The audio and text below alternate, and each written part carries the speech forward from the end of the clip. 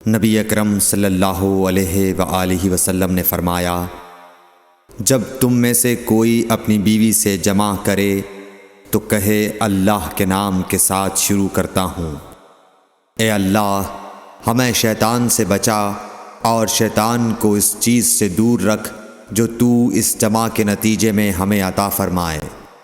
یہ دعا پڑھنے کے بعد جمع کرنے سے میاں بیوی کو جو اولاد ملے گی اسے شیطان نقصان نہیں پہنچا سکتا۔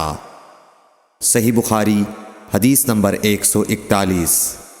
رسول کریم صلی اللہ علیہ وسلم جب قضاء حاجت کے لیے بیت الخلاء میں داخل ہوتے تو یہ دعا پڑھتے، اے اللہ میں ناپاک جنوں اور ناپاک جنیوں سے تیری پناہ مانگتا ہوں۔ صحیح بخاری حدیث نمبر 142۔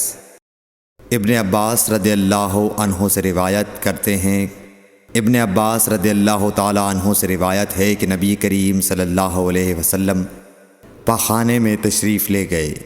میں نے پاخانے کے قریب آپ کے لیے وضو کا پانی رکھ دیا۔ باہر نکل کر آپ نے پوچھا یہ کس نے رکھا؟ جب آپ کو بتلایا گیا تو آپ نے میرے لیے دعا کی اور فرمایا، اے اللہ اس کو دین کی سمجھ عطا فرمائیو۔ صحیح بخاری حدیث نمبر 143۔ رسول اللہ صلی اللہ علیہ وسلم نے فرمایا کہ جب تم میں سے کوئی پخانے میں جائے تو قبلے کی طرف منہ کرے نہ اس کی طرف پشت کرے، بلکہ مشرق کی طرف منہ کر لو یا مغرب کی طرف۔ صحیح بخاری حدیث نمبر 144۔ لوگ کہتے تھے کہ جب قضاء حاجت کے لیے بیٹھو تو نہ قبلے کی طرف منہ کرو نہ بیت المقدس کی طرف۔ یہ سن کر عبداللہ بن عمر رضی اللہ تعالی عنہ نے فرمایا کہ ایک دن میں اپنے گھر کی چھت پر چڑھا تو میں نے حضرت صلی اللہ علیہ وسلم کو دیکھا کہ آپ بیت المقدس کی طرف منہ کر کے 2 اینٹوں پر قضاء حاجت کے لیے بیٹھے ہیں۔ پھر عبداللہ بن عمر رضی اللہ عنہ نے واسع سے کہا کہ شاید تم ان لوگوں میں سے ہو جو اپنے چوتڑوں کے بل نماز پڑھتے ہیں۔ تب میں نے کہا اللہ کی قسم میں نہیں جانتا کہ آپ کا مطلب کیا ہے۔ امام مالک رحمۃ اللہ نے کہا کہ عبداللہ بن عمر رضی اللہ تعالی عنہ نے اس سے وہ شخص مراد لیا جو نماز میں زمین سے اونچا نہ رہے، سجدے میں زمین سے چمٹ جائے۔ صحیح بخاری حدیث نمبر 145۔ رسول اللہ صلی اللہ علیہ وسلم کی بیویاں رات میں مناصے کی طرف قضاء حاجت کے لیے جاتیں، اور مناصے ایک کھلا میدان ہے۔ تو حضرت عمر رسول اللہ صلی اللہ علیہ وسلم سے کہا کرتے تھے کہ اپنی بیویوں کو پردہ کرائیے، مگر رسول اللہ صلی اللہ علیہ وسلم نے اس پر عمل نہیں کیا۔ ایک روز رات کو عشاء کے وقت حضرت سودا بنت زمعہ رسول اللہ صلی اللہ علیہ وسلم کی اہلیہ جو دراز قد عورت تھیں باہر گئیں۔ حضرت عمر رضی اللہ عنہ نے انہیں آواز دی اور کہا ہم نے تمہیں پہچان لیا، اور ان کی خواہش یہ تھی کہ پردے کا حکم نازل ہو جائے، چنانچہ اس کے بعد اللہ نے پردے کا حکم نازل فرما دیا۔ صحیح بخاری حدیث نمبر 146۔ آپ صلی اللہ علیہ وسلم نے اپنی بیویوں سے فرمایا کہ تمہیں قضاء حاجت کے لیے باہر نکلنے کی اجازت ہے۔ صحیح بخاری حدیث نمبر 147۔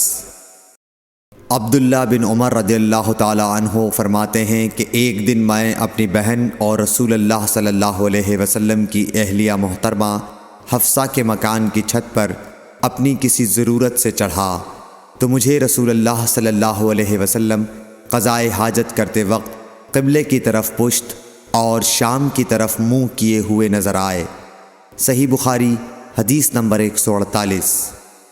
عبداللہ بن عمر رضی اللہ تعالی عنہ نے خبر دی، وہ کہتے ہیں کہ ایک دن میں اپنے گھر کی چھت پر چڑھا تو مجھے رسول اللہ صلی اللہ علیہ وسلم 2 اینٹوں پر قضاء حاجت کے وقت بیت المقدس کی طرف منہ کیے ہوئے نظر آئے۔ صحیح بخاری حدیث نمبر 149۔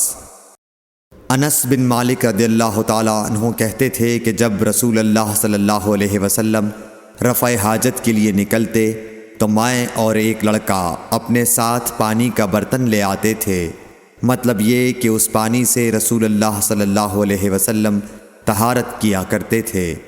صحیح بخاری حدیث نمبر 150۔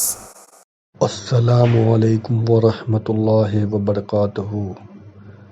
اللہ کے رسول کے بتائے ہوئے راستے پر چلنے کی توفیق عطا فرمائے، قرآن حدیث سننے اور اس پر عمل کرنے کی توفیق عطا فرمائے، اور جس کسی نے بھی ایک حدیث پڑھی اور آگے بڑھائی تو اللہ اس کا اجر ان کو دے گا، آمین۔